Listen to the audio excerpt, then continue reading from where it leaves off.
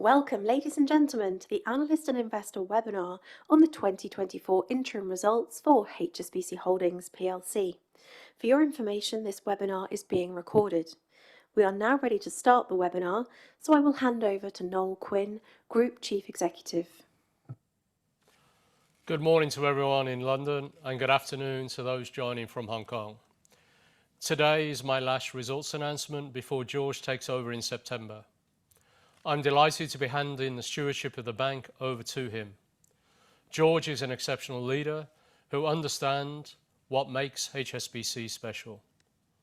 I'd like to thank my colleagues around the world for everything they've done over the last 5 years, and I wish George every success for the future. I have always been immensely proud of the heritage of this bank and the strategic role it plays in the world. But when I took this job on 5 years ago, we didn't have the financial performance to match our standing. My aim was to change that. I believe we've done so and created a strong platform for future growth. This was evidenced by the record profit performance last year and by the strong first half performance this year. Revenue of $37.3 billion was up 1%. Profit before tax of $21.6 billion was stable on the same period last year. This performance enabled continued strong capital generation. Our return on tangible equity was 17%, excluding notable items. We've announced $4.8 billion of further capital distributions today. This takes the total capital we have distributed by way of dividends and buybacks in respect of the last 18 months to $34.4 billion. Finally, we've updated our guidance to reflect our increased confidence about the future. We're providing new guidance of a mid-teens return on tangible equity in 2025, in addition to the 2024 guidance we already had.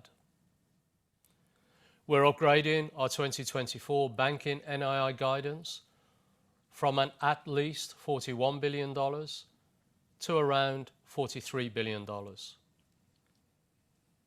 We're revising our 2024 ECL guidance to be back within our normal medium-term planning range of 30 to 40 basis points.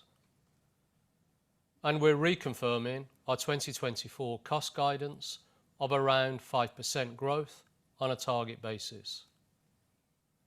That's despite growth of 7% in the first half, which, as George will explain, is mainly due to timing differences compared to last year.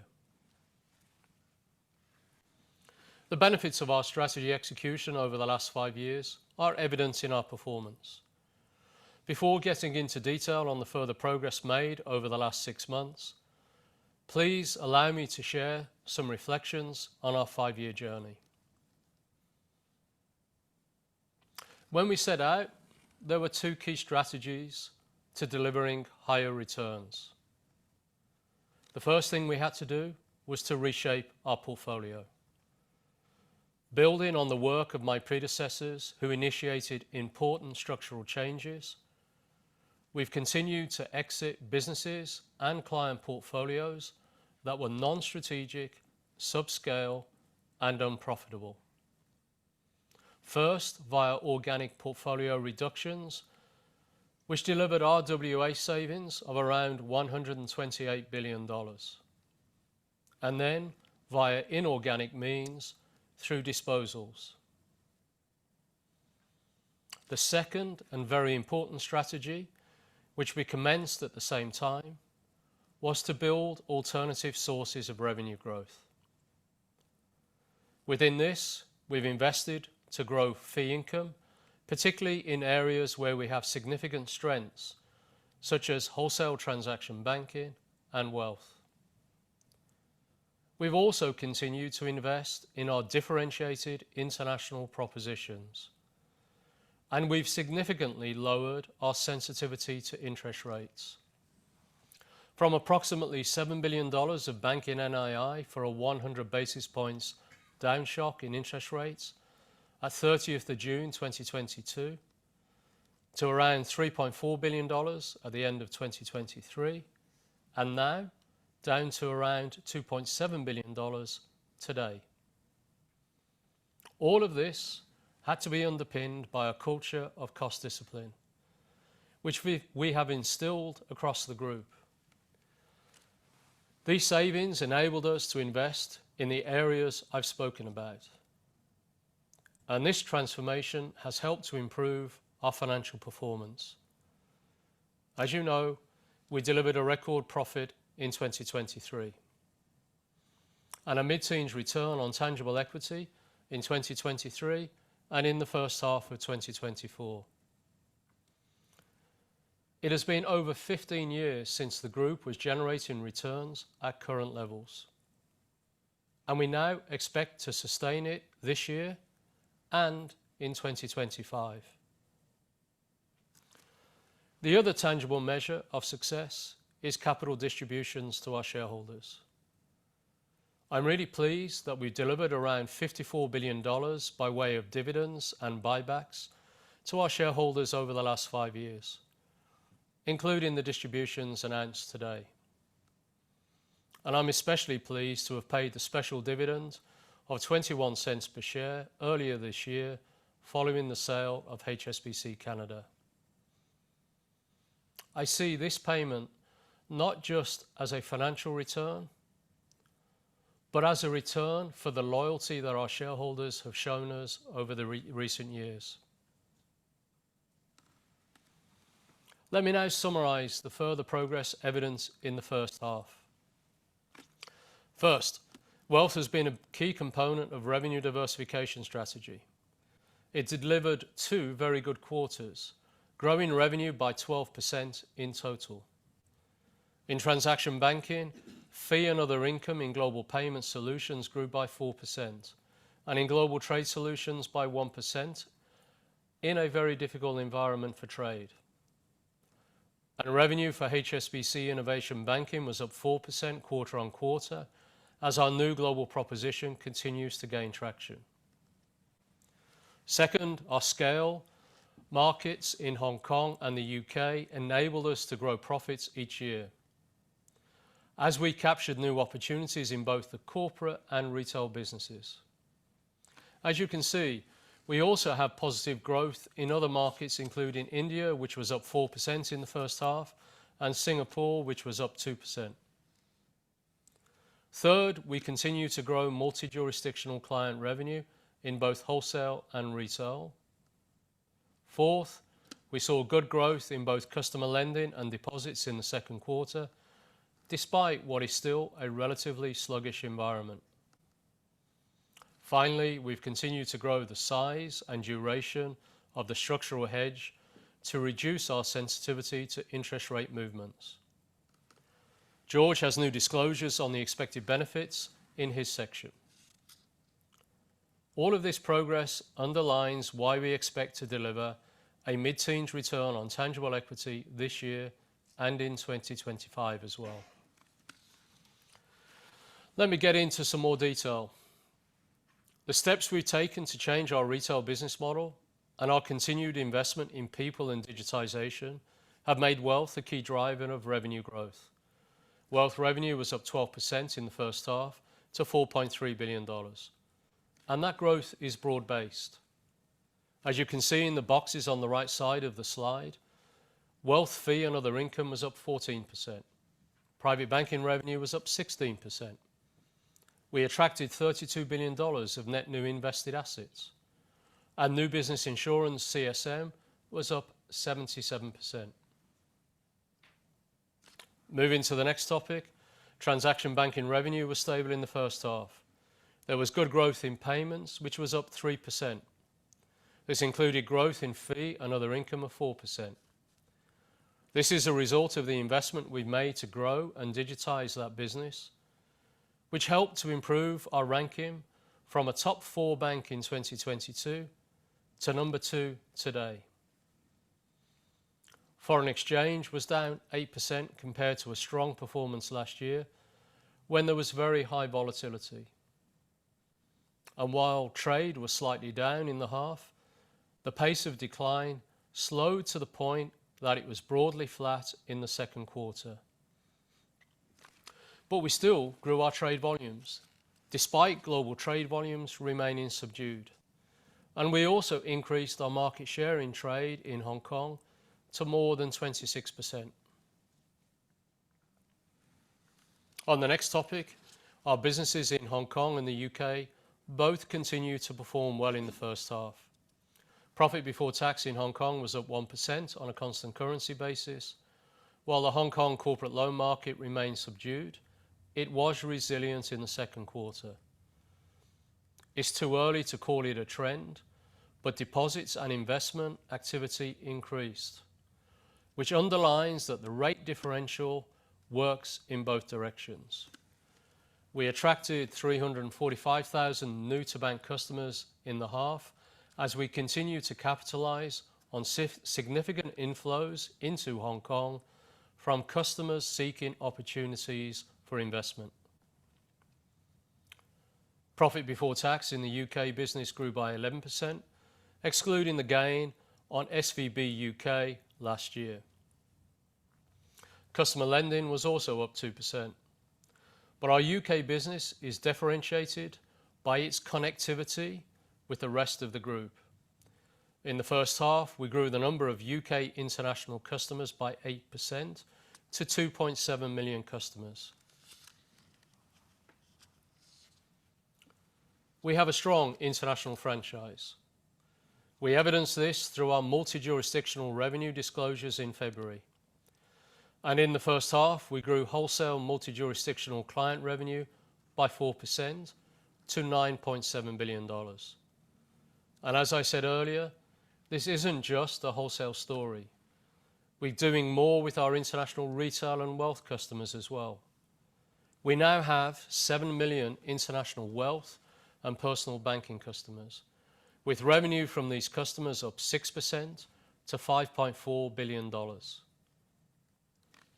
So these are the levers that have put us on track to deliver a mid-teens return on tangible equity this year, and why we expect to deliver a mid-teens return on tangible equity in 2025. With that, I'll hand over to George. Thank you.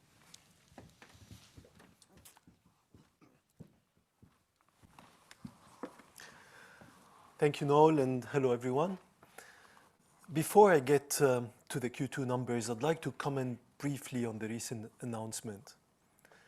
I'm deeply honored by the trust placed in me to lead this great institution into the future. Many of you may have questions about the future strategy and direction of the group. Although I don't take over as Group Chief Executive until the 2nd of September from Noel, I'm ready to share a few high-level thoughts. Under Noel's leadership, we have delivered financial performance and built a strong platform for growth. The strategy of the group is working, and I'm committed to building on this. The shape of the group is broadly where we want it to be, with the bulk of our capital and other resources deployed in our 4 scale activities. That's Hong Kong, the UK, our international wholesale bank underpinned by our leading transaction banking capabilities, and our wealth proposition, particularly in Asia. This puts us in a very strong position.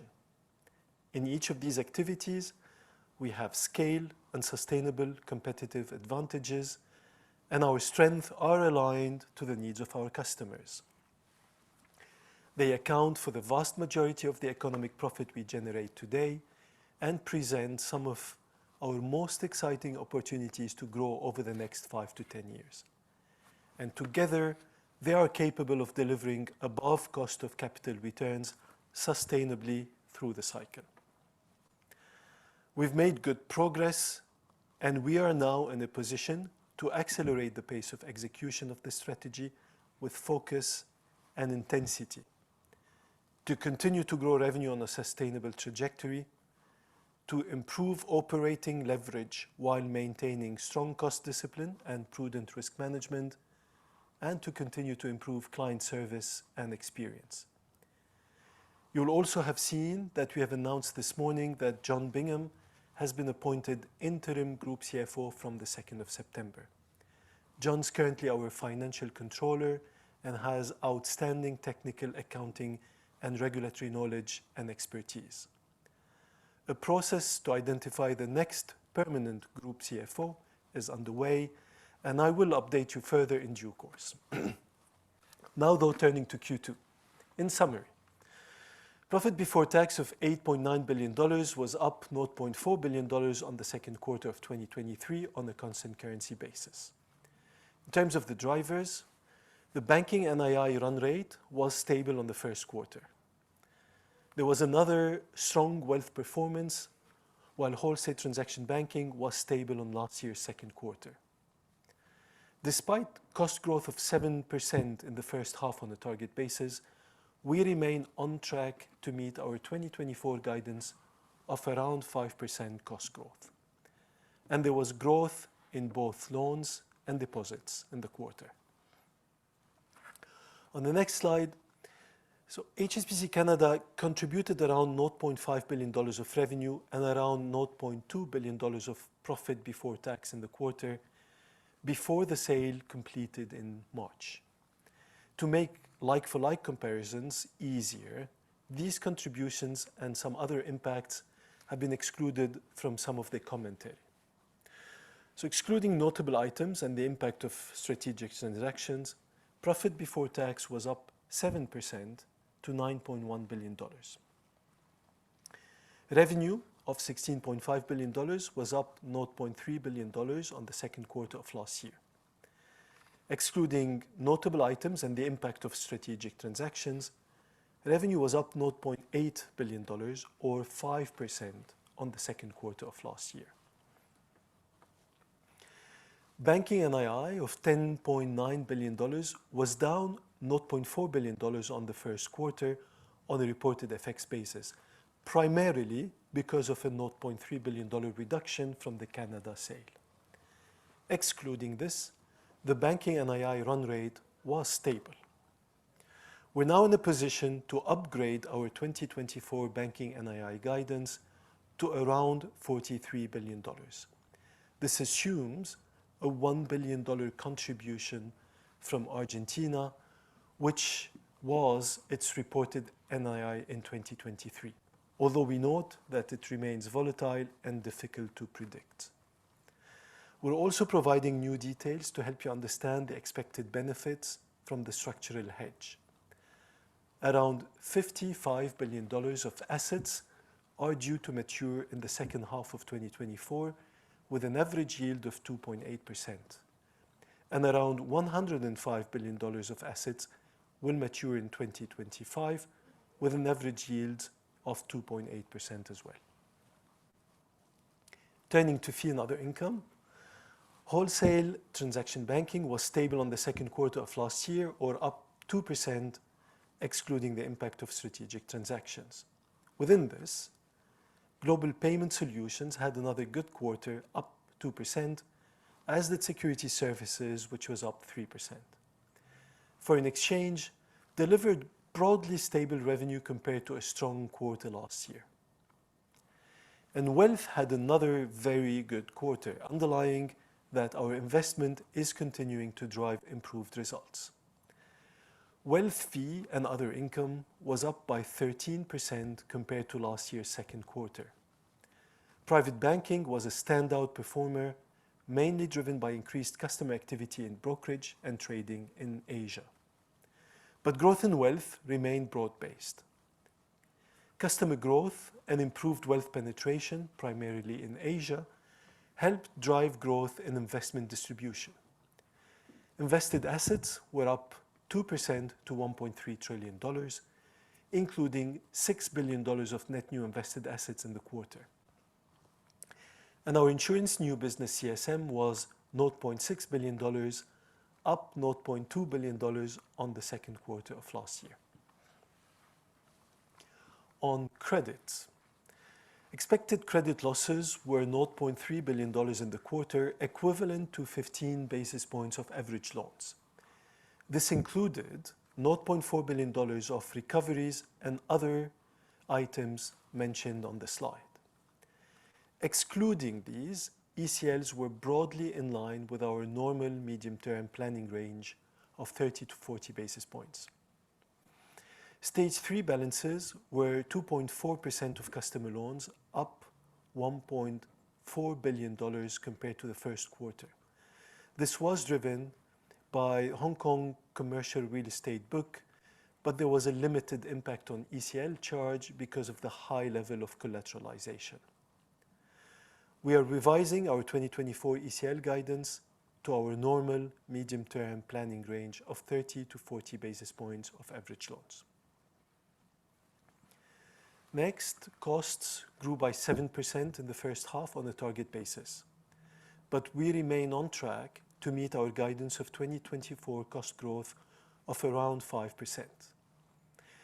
2 percentage points of cost growth in the first half came from higher performance-related pay accrual and levies. As we explained at the first quarter, we have phased the accrual of our performance-related pay more evenly this year than last year. We do not expect the total amount of performance-related pay for 2024 to be materially different to 2023, so the accrual in the second half is expected to be lower year on year.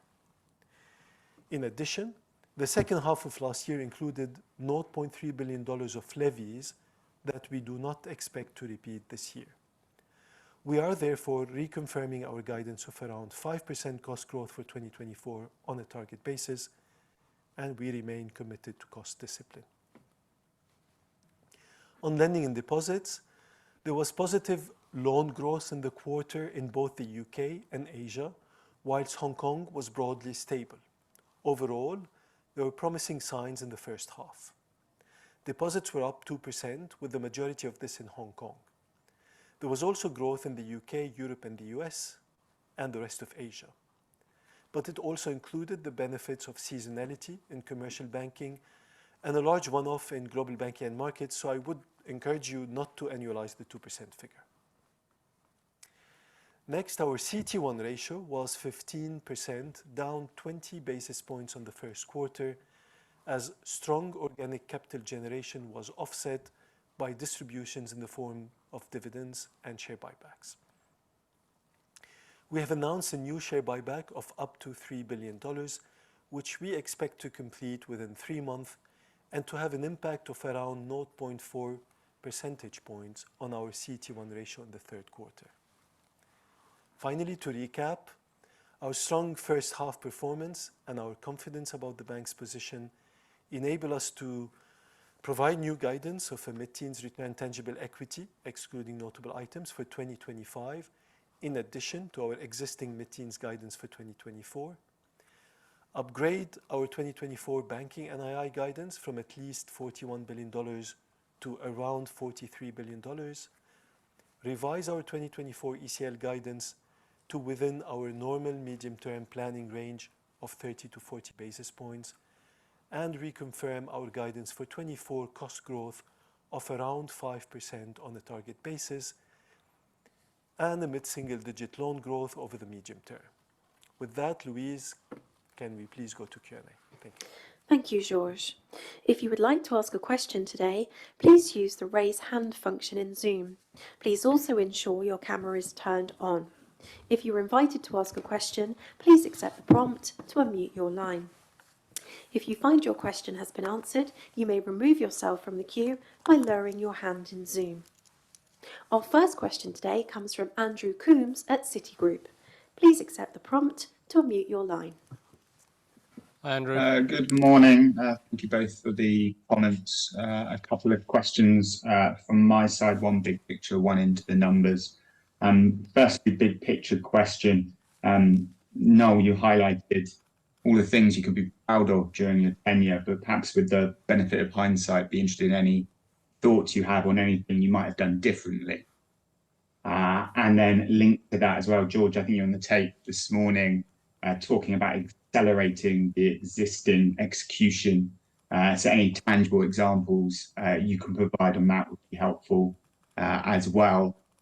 And then in terms of the numbers question, Thank you for the additional disclosure around the structural hedge. I think you talked about 55 billion maturing in the second half at a 2.8% yield. Is it fair to assume that the new positions that you're putting on are probably about 1% higher than that, given where the forward curve is? So prior to any offset from adding to the existing structural hedge notional, it's about 500 million of NII uplift. Is that fair? Andrew, thanks for your questions. I'll take the first one. Listen, I've got no regrets, Andrew. I think performing this role is an absolute privilege, and you never finish with an institution like this, and that's why George is right to comment that you always want to do more. There's always things you want to improve. There's always investment you can do to grow more revenue, to improve customer experience, improve systems and processes. So there's never a notion of finishing. Should always be a notion of continuous improvement and continuous ambition. And I think that's probably the bridge from me to George, because I have no regrets about the last 5 years. I think we've done a lot of good things, and I thank my colleagues for everything they've done. But equally, you should never be complacent and think the job is finished. The job of running an organization as large as ours and with so much opportunity before us to further improve is never finished. And that's the bridge over to George now to take it on to the next level and to continue to execute the strategy. So George, hand to you on both of the next two questions, please. Thanks, Noel. Yes, Andrew, just echoing Noel and building on that. We've called out some of the key areas of our strategy. I've called out Hong Kong, the UK, the International Wholesale Bank, which is underpinned by a leading transaction banking capabilities, as well as wealth, all of which have demonstrated very strong momentum, certainly over the last few years, but definitely over the first half of this year. We're confident about the momentum. We're confident in our ability to continue investing in them. And we're confident also we have ample capital to support additional growth. So it's just about getting pace, continued pace in the execution of this strategy that has proved its results. On your question about the structural hedge, Andrew, so 55 billion are expected to mature over the course of the second half at an average yield of 2.8%. If I try to reverse engineer your math, and if you assume the reinvestment happens at around 3.8% with a 1% uplift, then you get 500 billion. But remember, this is maturities that are happening over the course of the half. Therefore, I think you have to average the number, and therefore you have to assume half the number as an in-year 2024 benefit from that structural hedge reinvestment. So say the half of your 0.5 billion you quoted. Also bear in mind that we are increasing the structural hedge subject to market conditions. We've done about 25 billion the first half. It's a good estimate of the run rate for the second half. And that is a mild headwind because we're increasing the hedge from higher short-term rates into lower longer-term rates due to the inversion of the curve. So you have to take all of this into consideration when factoring in the impact for 2024 banking NII. Thank you, George. Our next question today comes from Amit Goel at Mediobanca.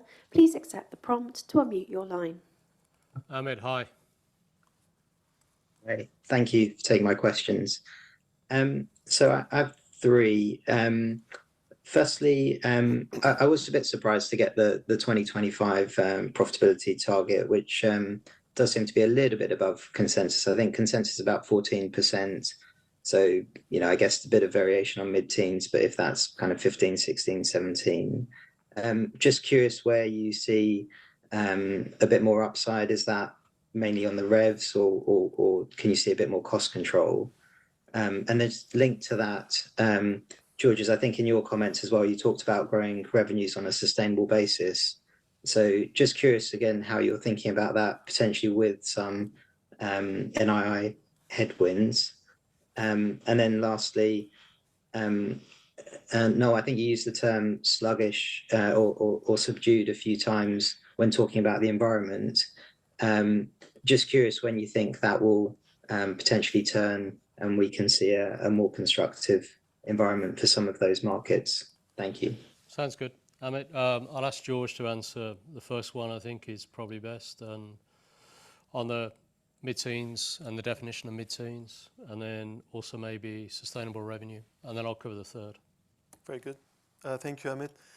So consensus, if you adjust consensus for 2025 for the impact of the loss from the sale of Argentina, which, by the way, as we communicated now, we expect by the end of the year. Therefore, it's more reasonable to assume that that loss, the recycling of the foreign exchange loss of $5 billion, which has no impact on capital or on distribution, it's fair to assume that impact will happen in 24.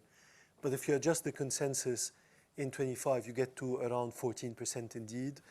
Our definition of mid-teens is broadly around 14 to 16%. So without commenting on the consensus, our mid-teens definition is broadly that 14-16% range. On the growing revenue on a sustainable basis, let me point you to three major indicators which are going to be important in the way we look at the future. The first one related to banking NII. Banking NII, number one, has been stabilized, partly with the reduction of banking NII sensitivity. If you recall, 2 years ago, we called out $7 billion to be the impact on banking NII, on our revenue, for a 100 basis point drop in interest rates. That number at the year end was $3.4 billion. And that number, as we reported it now, is $2.7 billion. So therefore, we have, through activities of structural hedging, but also through other methodology improvements and balance sheet composition, we have reduced the dependency of our earnings and of our banking NII to the impact of lower rates. The second component, again relating to banking NII, is that while for a few quarters we've seen subdued loan growth, in particular in the UK and Hong Kong wholesale markets, we have now seen stabilization. It's early to call it a trend, but we are encouraged by the stabilization we've observed. And importantly, we will be more encouraged to, when we see rates coming off in the support they can have for loan growth, in particular in these two areas that historically have been a little bit more sluggish. Other parts of our activity remained resilient. Loan growth in South and Southeast Asia remained very strong. Loan growth in the mortgage businesses in the UK and Hong Kong remained very strong. So there is a volume component to banking NII, which we're supportive. And as you can see from our capital, we have ample capacity to support loan growth. And the third component I will call out is the non-banking NII part of our earnings, fees and other income, in particular wholesale transaction banking and wealth. You've seen the momentum in these businesses. You've seen the continued investment we've put in these businesses. We believe these momentums are sustainable. There's an underlying sustainable trend supporting wealth, in particular in Asia, and there's an additional support through our own investments, both technology and people relationship management related, to support growth in this area, and we believe the momentum is sustainable. So those are the broadly three components that we believe will sustain our earnings as we look into the future. And I mean, just to come a little bit more elaboration on the sluggish, subdued. Listen, I'm not surprised that the corporate loan market is a bit subdued at the moment. I think it's right for that to be the case, because in the higher interest rate environment, there's not many corporates out there want to borrow at today's interest rates, and actually they've still got a lot of cash sitting on their balance sheet. They don't need to borrow, which is a good position to be in. But as you see interest rates come down, I would expect there to be a pickup in activity. And I suppose what George just said is, we're starting to see the very early signs of that starting to emerge. It's very early. It's too early to call it a trend. But, I was pleased in Hong Kong that the rate of decline in the lending book, corporate lending book in Hong Kong in Q1 reduced dramatically. So, it had been declining through 2023, and it actually plateaued in the Q2. And that's in Hong Kong. And then in the rest of Asia, we saw a growth in Q1 and Q2. And in the rest of the world, we saw growth in Q1 and Q2. So, you know, Q1 was the first time we saw net growth in corporate lending. Q2, we saw net growth as well. So I think it's encouraging early signs as interest rates come off. I see that happening. Then the other thing is, you've also got to remember there's another side to the Hong Kong market. The deposit market and the investment market is very strong, as you saw in our wealth businesses. You know, the net new invested assets going in to the business, I think in the first half of this year was about $34 billion, if I remember correctly. And I think as rates come off, cash moves into invested assets. And I think we're a beneficiary of that, particularly in Hong Kong, where rate differentials are playing strongly into the investment market, whereas they're subduing, the rate differentials are subduing the demand for loans in the Hong Kong market. But the rate differential is working in the opposite direction on investments. Okay, next question. Thank you very much, Noel. Our next question today comes from Joseph Dickerson at Jefferies. Please accept the prompt to unmute your line. Joseph, thank you. Hi, thank you for taking my question. Just a couple of quick things. So on the ROTE guidance, if you look in the first half of the year, you've kind of done an underlying number of 17%, and that was with some, you know, you've had a few credit headwinds, but generally benign. I mean, I guess if you think about things like cash moving into invested assets, which should be higher ROE, you know, your wealth and personal banking ROEs around 31% at the moment. You know, you're doing about a 22% UK ROE. I guess what would hold you back from maintaining that level in 25 and 26, notwithstanding some rate cuts? It seems like there's a lot more flex in the model in your business model. I mean, I know you need to be conservative, but I guess is it rates that would hold you back, lack of activity? And I guess the follow-on question. I think it's a fair observation, but I think, and we're not being conservative for the sake of being conservative. I think it is too early to call a return to volume growth in the corporate loan market in substantial proportions. You know, I think we all expect the rates to come off and cash to move from cash to invested assets. I think it's still a bit early in the cycle. There's a lot of uncertainty still out there. And I think given our guidance of mid-teens, which is somewhere between the 14 and 16% range, is fair at this point in time. I think the most important thing we've tried to do over the past few years is deliver each quarter and let each quarter be the base for the future. So I think it's better to set reasonable and sensible guidance, and then we continue to evidence progress against that as quarter by quarter goes. So I don't think we're in the mold as an institution of being overly bullish one way or the other, particularly when there's still quite a bit of uncertainty out there. But George, is there anything you want to add? Yeah, no, I think, no, you covered it. I mean, just one parameter also just to add is just remember to remove the impact of Argentina with the expected sale taking place at the end of this year in your 2025 assessments. Yeah. Thank you. Our next question today comes from Raul Sinha at JP Morgan. Please accept the prompt to unmute your line. Hi, good morning. Oh, good morning. Thank you for taking my questions. I was just trying to dig into some of your commentary around the hedge. I was wondering, I've got two questions. The first one is just trying to understand how the notional size of the hedge is changing in the UK versus the rest of the world. My understanding was that the structural hedging in the UK was quite a mature book, so I wouldn't have expected that to increase in size going forward. And I would think that most of the low-yielding refinancings are coming from the UK, whereas when we think about the rest of the world, it looks like your structural hedging was more recent, so there's probably scope to increase that, but maybe the refinancing yield is a bit higher. Is that kind of right understanding? First question. The second question is just coming to the Hong Kong CRE book and some of the disclosure you've called out there. I think 36 billion of total exposure, 40% of that is unsecured.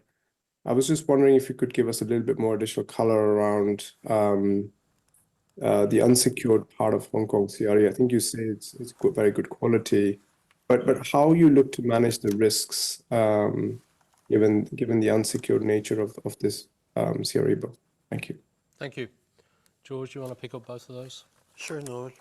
So Raoul, on the hedge size, we haven't given a specific currency split or balance sheet split, but yes, you should assume the sterling component is one of the largest component in terms of the hedge size, and the UK, therefore the sterling component is one of the most mature by way of size of hedge.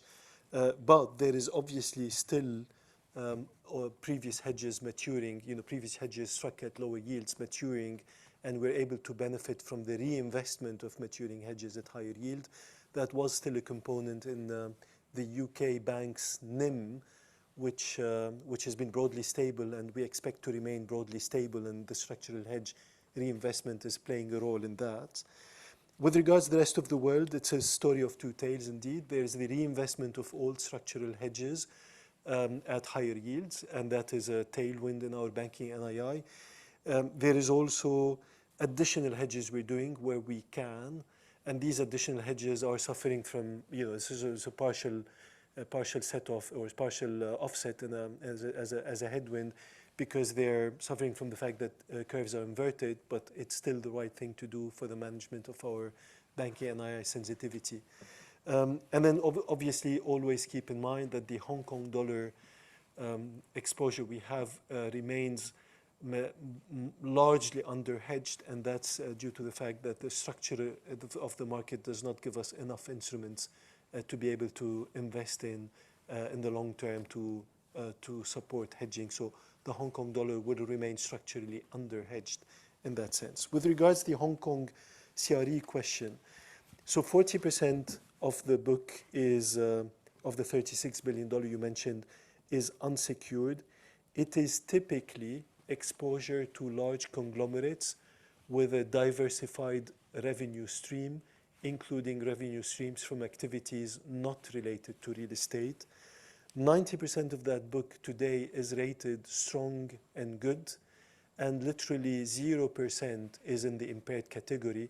We're very comfortable with the exposure we have in that book, and we continue obviously supporting our customers through the cycle in this space. Thank you, Georges. We will take our next question today from Jeremy Hu at CICC. Please accept the prompt to unmute your line. Jeremy, hi. Hi, can you hear me? Yep. Okay. Good morning, Noel. Good morning, George. My first question is on the non-interest income. If my math is correct, my calculation shows that our adjusted non-interest income is 5.8 billion this quarter compared to 5.3 a year ago. And we had 200 million growth on wealth. Transaction banking is relatively stable, so it seems GBM contributed a lot this quarter. So I understand that this business has seasonality and is volatile, but do you expect that momentum to continue going forward, or do you think in the second half of last year is relatively a weak comparison? Yeah, the second question is a broader one. Because I realize now you speak less about focusing Asia these days than you used to, and emphasizing more on the global network. Yeah, sometimes in some ways they do intersect, but I'm wondering, do you still focus on exploring some bolt-on opportunities in Asia and wealth business in the future? And do you have a capital distribution hierarchy or preference among dividend, buyback, and growth? Yeah, thank you. Okay, George, you want to take the first one? I'll give a few comments on the second one, and you take the third one on capital distribution. Very good. Okay. Thanks, Noel. Jeremy, so without giving specific comments on the quarter by quarter, specifics in development of our fees and other income component, The growth that you've observed year on year in Q2 were mainly driven from two areas. The first one is wealth, which is obviously a very strategic area where we continue to invest and exhibited growth. The other one was from markets, in particular from some of the equity business in markets. This is coming on the basis of two components. One is subdued Q2 last year, so there was a base effect which benefited the outlook for the Q2 this year. And then the second one is the fact that we've seen more activity and more vigorousness in, if you want, the Asian stock markets, in particular the Hong Kong stock market, and we're encouraged by this. And if the trend continues, this will bode well for additional activity in this space. Let me jump to the third question, and I'll hand over to Noel to conclude on the second one. Capital and distribution hierarchy. First, we've committed to 50% dividend payout ratio for this year, which means half our earnings will be earmarked for foreseeable dividend. Part of it will be distributed through our interim dividends. The rest will be netted out at the end of the year. After that, we obviously will use capital to support the organic growth of our business. Loan growth, as we said earlier, started to pick up in certain areas. We are encouraged, or we have ample capital to support the loan growth, the appetite we have. We look at bolt-on acquisitions or areas that are dead on strategy but supportive of acceleration of the strategy. That will be part of utilization of excess capital. And any excess beyond that, we will distribute back to shareholders through a rolling series of share buybacks. If you look at our CET1 ratio today at 15%, and you look at our capital accretion, that we remain capital generative in the business, based on the guidance we've given for this year and next year, we're confident we will have capacity to deliver on the three. And I will say the buybacks will continue looking at it on a quarter-by-quarter basis with the ambition to have a rolling series of share buybacks. Thanks, Jeremy. And on your second question, is it an Asia strategy? Is it an international strategy? I think they're interchangeable. I don't think they're mutually exclusive, because if you look at what we do at the core of what we've done for 158 years or more, is we've connected entrepreneurs and businesses who want to trade with the world. That's what we've done from day one of HSBC being founded. So we're essentially about helping businesses and individuals trade internationally, invest internationally. Now, why are they one and the same? Well, a huge amount of the entrepreneurs that we have as clients are based in Asia, they're based in the Middle East, they're based in the East, and they trade with the West. And the West trades with the East. And Asia and the Middle East are high growth markets. So I don't think it's an either or. I think for us, it's very simple. That is, we're internationally driven, and Asia is a hugely connected international part of the world, and will remain so going forward.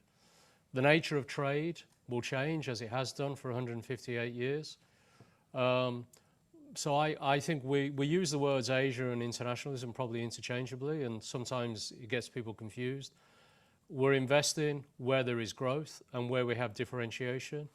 There is growth, there is international connectivity, there is differentiation in Asia, there is in the Middle East, and we have the same here in the UK. But fundamentally, at the core, we're an international bank. Thank you, Noel. Thank As you. a reminder, if you wish to ask a question, please use the raise hand function in Zoom. Our next question today comes from Aman Rakal at Barclays. Please accept the prompt to unmute your line.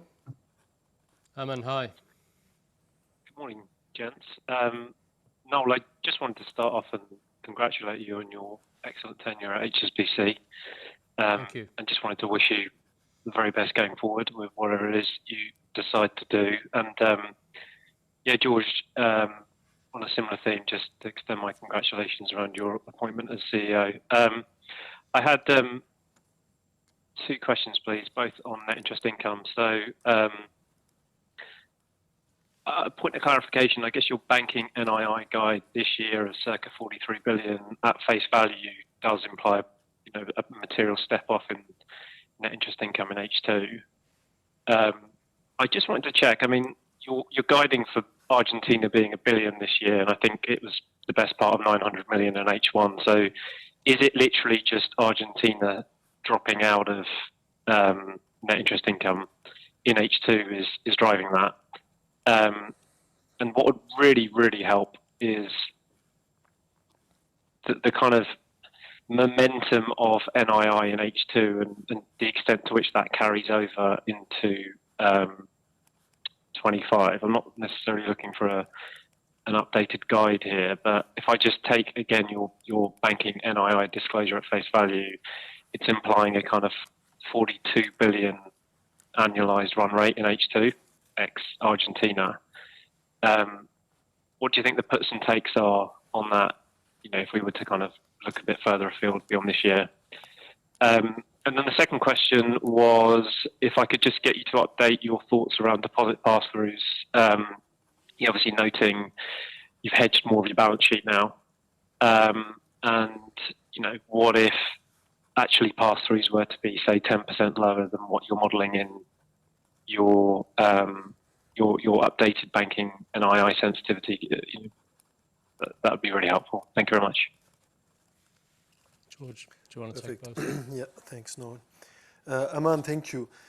So on your first question, look, around $43 billion banking NII for this year is a reasonable expectation.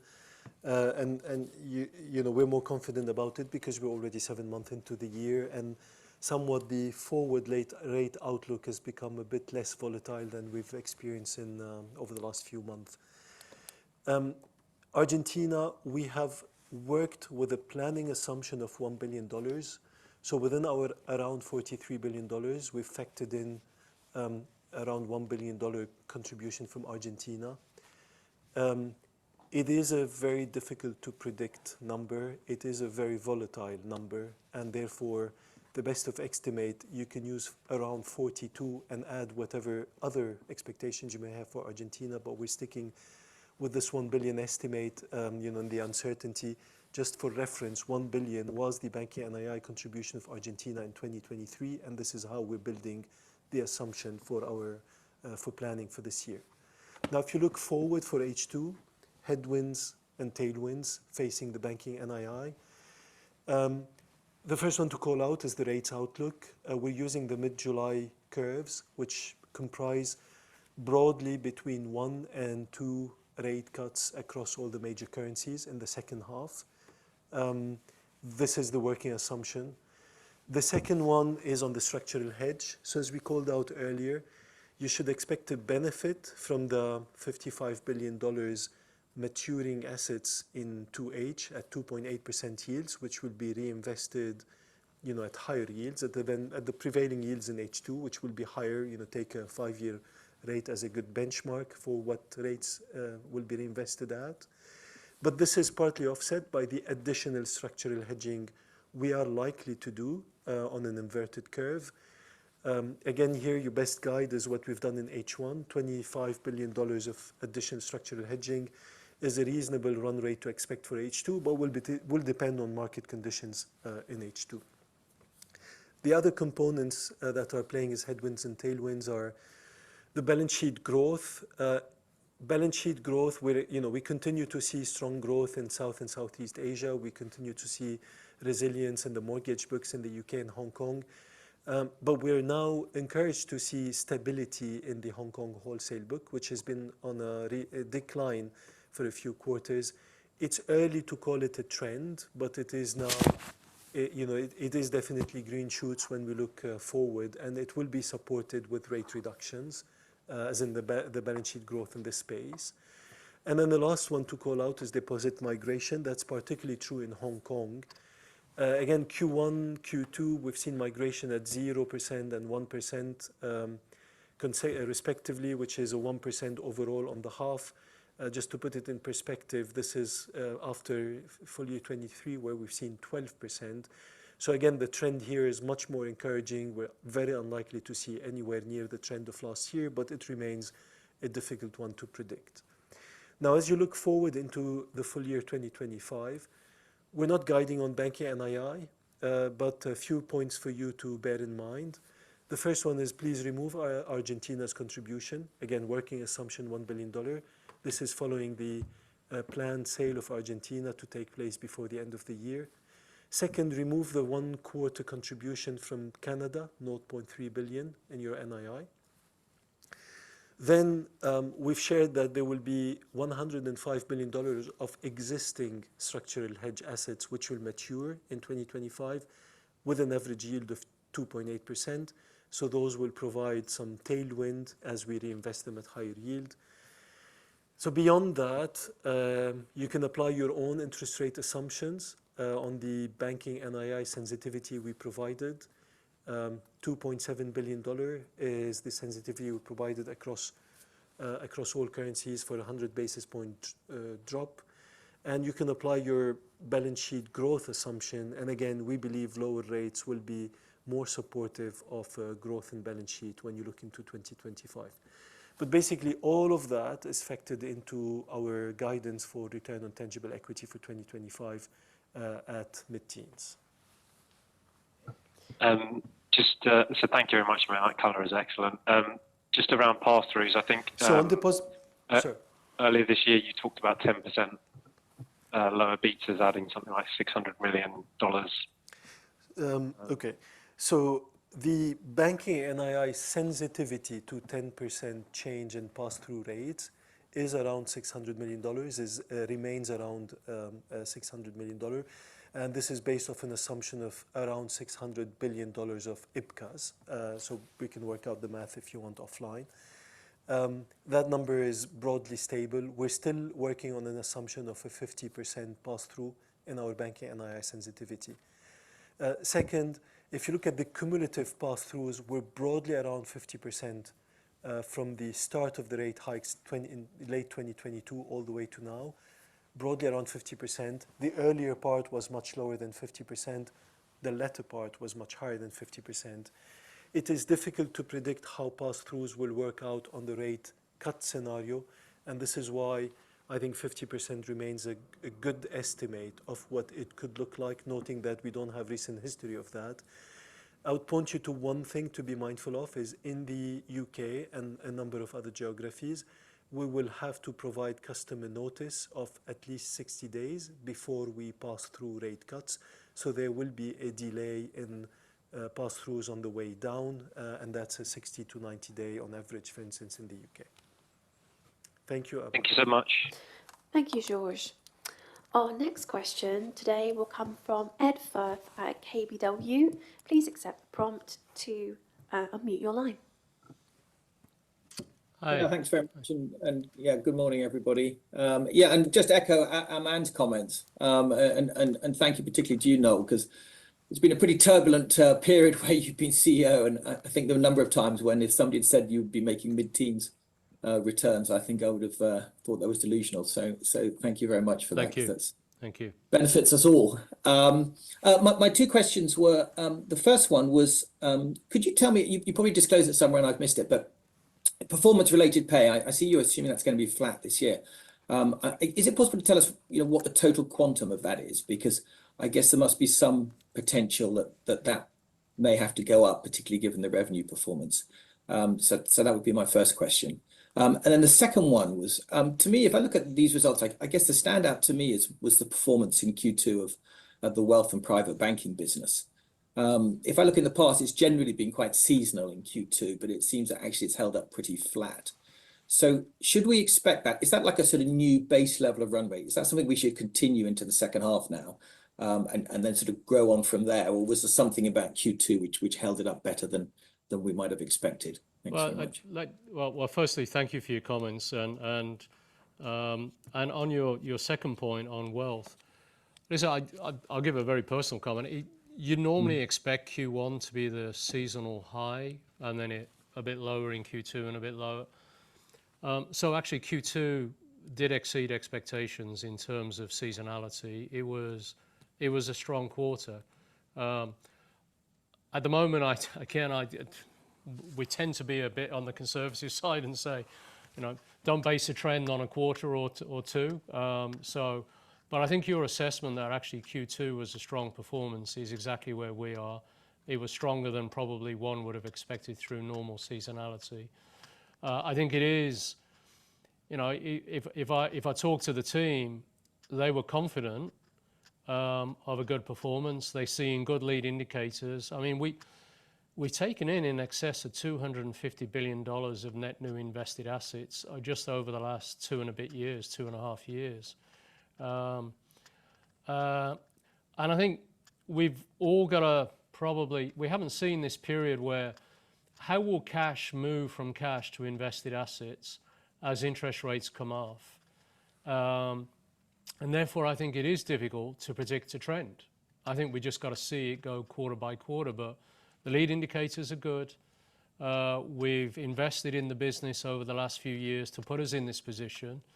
It was all about getting ready for lower interest rates and being in a position to take advantage of it. You know, we invested heavily in the product lineup for our clients to make sure that if they were going to move into invested assets, they could do so with us rather than another bank. And we invested in distribution. We had good distribution in Hong Kong, but we didn't have as good a distribution in other markets. So we built out distribution in mainland China, in Singapore, in India, and in the rest of the world. So I think it's put us in a good position to take advantage of it, but it's too early to call it a trend. But your observation's a fair observation for Q2. It was good. And, you know, it's nice to be able to report that. On performance-related pay and costs, I mean, I'll let George cover that, but we're absolutely committed to the 5%. So we paid $3.8 billion through full year 2023 on performance-related pay. This is disclosed in our annual reports and accounts. But if you look at how we accrued for that number through the year in 2023, we actually under-accrued in the first quarter 2023, and then we topped it up at the fourth quarter to get to that total number. When you look at full year 2024, we are accruing towards a broadly similar number for the full year than for the full year 23. You know, any decision on the performance-related pay will take place in January with the Remuneration Committee after the full year's performance has been delivered. But we are accruing broadly to the same number. The difference is that we're accruing more evenly. So this is why you'll see a higher accrual on a year-on-year basis in the first half, and you will be seeing a lower accrual in the second half, you know, on that trajectory. It is all of this is factored in our you know, cost guidance of limiting cost growth to around 5%. We're absolutely committed to our 5% or circa 5% cost growth guidance. We're confident we can deliver it, and we are on track to deliver it. Thank you, George. Our next question today comes from Catherine Lei at JP Morgan. Please accept the prompt to unmute your line. Catherine. Hi, good morning. Hi, good morning. Thanks for answering my questions. I have one question, actually two, both related to capital. On the capital side, we saw there is 6.4 billion of addition to RWA. May I know, like, what is that related to? I think in the notes is that something related to modeling. So I would like to know, like, what kind of assumption changes leads to this 6.4 billion, and is that one-off, or should we see this ongoing, additions to the RWA? So this is number one. Number two, we noticed some deterioration on asset quality on Hong Kong CRE book. Actually, according to the disclosures, the deterioration seems quite significant as well. Can you explain to us what is the impact on capital? Because we understand that there is limited impact on ECL charges, but mainly reflected on capital. So what is the drag on capital? And then also, like, going forward, what is your view on Hong Kong CRE, in particular for the loans which are already in stage 3 categories? Are you expecting that there will be recovery of loans through disposal of the collaterals, or are you expecting the borrowers will eventually make up for the loans? Thank you. Okay, thanks, Catherine. George, you want to pick up Sure. those points? Sure, no, thanks. Catherine, so on the capital, so we've indicated a $6.4 billion increase in RWAs due to modeling adjustment. To be specific, we've adjusted the probability of default models for banks globally. And the reason we adjusted this probability for default model for banks is because we wanted to factor in some of the observations and learnings from the March 2023 crisis in the way governments have supported a bank resolution. That's specifically true for the US and Switzerland. We've taken those learnings, we've baked them in our modeling, and this resulted in this additional RWA.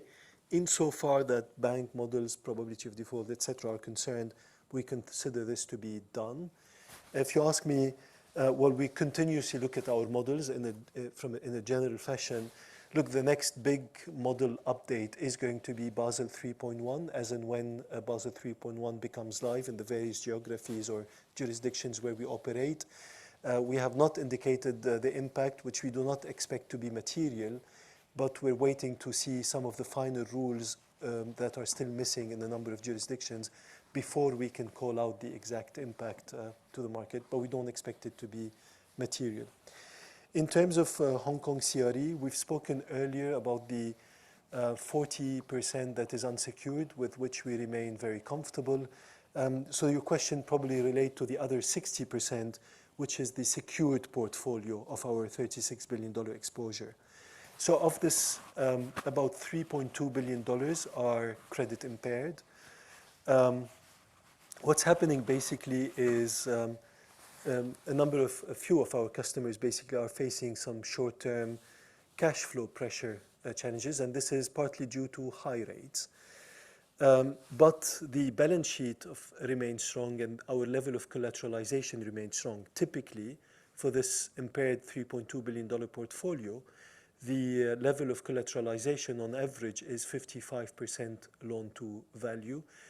So that this is why there is immaterial, if any, ECL impact from the designation to stage 3. In terms of the capital impact, depending on which models we're using and what form of lending it is, some of the impact may manifest in RWAs, and we've seen a little bit of that in last quarter. Some of it will manifest in EEL, excess expected loss, which will go straight into our CET1. We publish these numbers, but by and large, these are immaterial numbers. And again, it's all supported by the fact that we have a very strong level of collateralization against the exposure.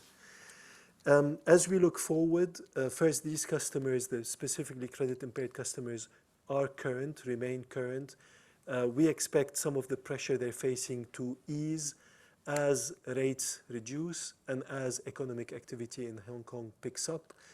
In terms of medium to long-term outlook for the sector, we are actually positive. We're confident, first in the Hong Kong economy in general to rebound, but in particular for the sector, we expect that this sector's pressure will ease in the medium to long term, and we remain confident and positive about this sector. Thank you, George. We have time for one last question today, and that comes from Gurpreet Singh Sai from Goldman Sachs. Please accept the prompt to unmute your line. Thank you.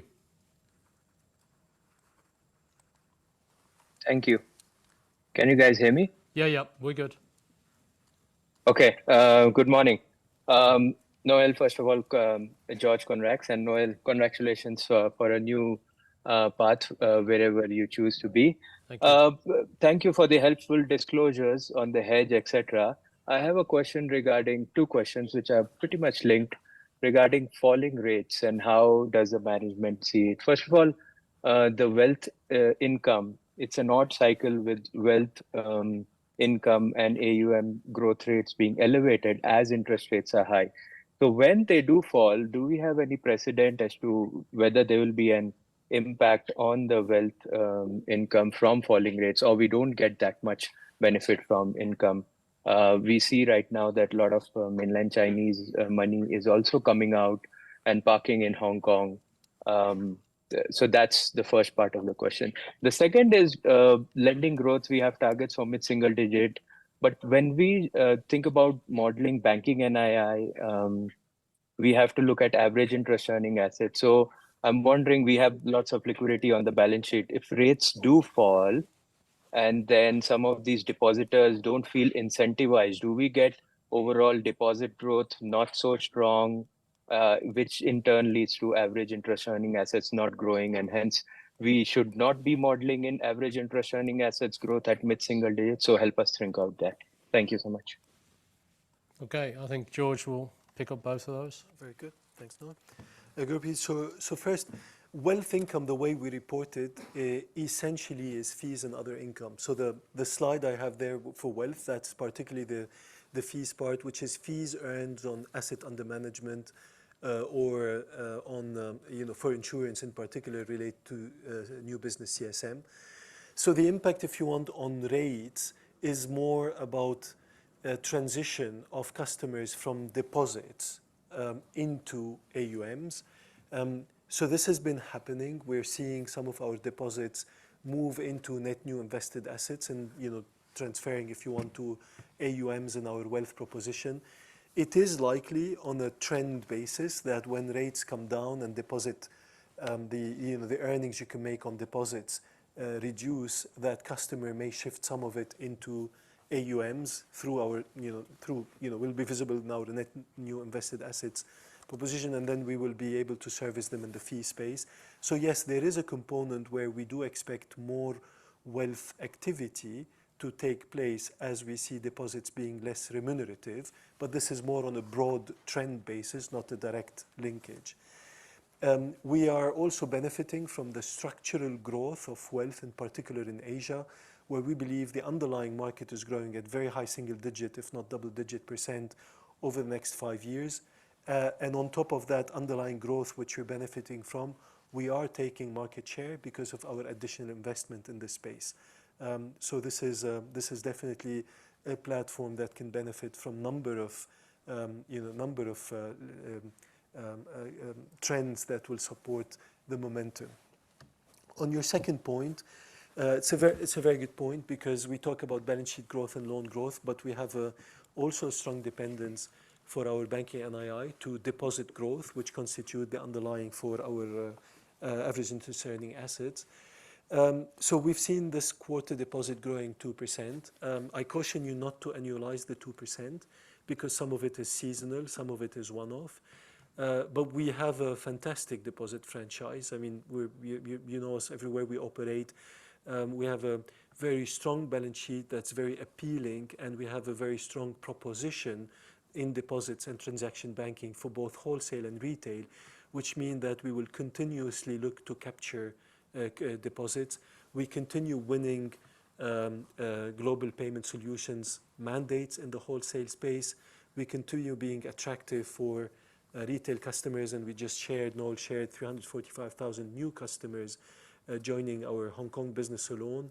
This is, here in the UK in 2023, we added 1 million new customers. So therefore, we do continue seeing a good momentum, underlying momentum, to grow our deposits with this very attractive deposit franchise of ours. Listen, and I think I'd reinforce that, and another comment. The trick for us in the past, we were very good as a retail bank. We were very good as a corporate bank. But when customers, whether they were retail customers or corporate customers, wanting to invest in alternative asset classes other than cash, they tended to go to other banks because our product range and our distribution wasn't strong enough. We deliberately set out to invest in our product and distribution capability for wealth, so that cash, if it did move, it moved within the bank, not outside the bank. And one of the byproduct benefits is if you've got a good wealth proposition, you also attract the cash. You keep the cash in the bank as well. They go hand in hand. And so I think we're in a very different position today in offering wealth propositions to clients. And what we've done is deliberately try to diversify the revenue stream, so it's less dependent on purely corporate banking and retail banking. And there is a continuum from retail and corporate banking into banking the individuals and the entrepreneurs in their personal capacity and doing their wealth management in their personal capacity. And that's, I think, the exciting trend for the future. And I think that's why we believe that we're well positioned to deliver mid-teens ROTE next year, because we have that diversity and that continuum of offering.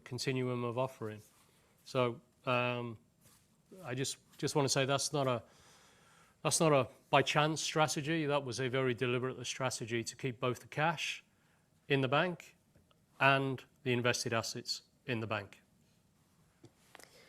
Thank you. That ends today's Q&A, so I will now hand back to Noel for closing remarks.